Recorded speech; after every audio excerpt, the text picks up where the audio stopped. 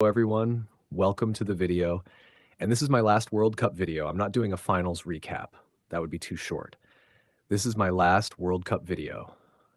Go soccer. I have loved this tournament, though my only complaint is that I couldn't have been in the games. I really miss playing soccer. But enough of that. On to the predictions. I predicted France to win despite wanting them to lose. I saw them and accepted that France has three of the best players on FIFA's top players list. Lamine Yamal hasn't really gone full out in the knockout rounds. In my original Morocco prediction, I had a 3-3 draw with Spain. I greatly overestimated how exciting that game would be. But for my last prediction of Spain versus France, I had a 3-2 scoreline. Spain did score two, but France put up a big fat goose egg on the scoreboard. Shame. I didn't want France in the final, but predicting it wrong isn't good for my score. In my original Argentina versus England prediction, I had a 2-2 draw. I also kept it 2-2 in my last prediction. I really thought that would be the score. Maybe Kane and Messi would each put multiple goals on the board, or each of the top strikers would score one. I knew that wasn't happening after the first half, but man, did it kick up in the second. When I saw the Gordon goal for England, I celebrated a bit too early. I thought with 15 minutes left, England wouldn't give up two goals and lose this. At the very least, I figured they would take it to extra time. But then the Argentina attack wouldn't stop. England had no offense. I knew England would have to be the more defensive side, but this was ridiculous. Anyway, I was wrong. A 2-1 win for Messi and Argentina. I'd be happy to see Messi win in his last World Cup, even though he already has one. I wanted England to win their second World Cup on the 60th anniversary of their first title. Unfortunately, it wasn't meant to be. My prediction bracket completely falls apart with England not winning. Now for my final predictions. In England versus France, for third place, I'll give it to England. Both teams performed somewhat disappointingly, playing more defensively than I expected. France has the more stacked lineup, but I think England puts it together better as a team. I'll guess 2-1 in England's favor. Now for the final match. For my original Morocco versus England final, I guessed a 3-2 win for England. Not that it matters now. Curse you, Messi. But to be honest, as upsetting as it is to see my bracket winners fall apart, what's a real shame is the Americans not being here. This should have been America in the final. If only Belgium's golden old man generation didn't exist. Unfortunately, they were defeated, to the rejoicing of Bosnians all across the world.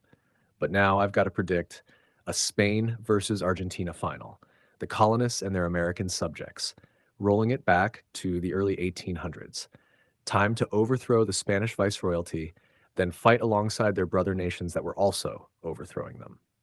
I was going to pick Spain after watching both semifinal matches and seeing Spain look more dominant, but I figure Messi is going to complete the run.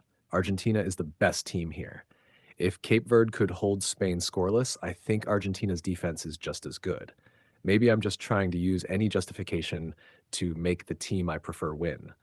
But I'm not picking Spain. I think this ends in a 2-2 draw and goes to penalties.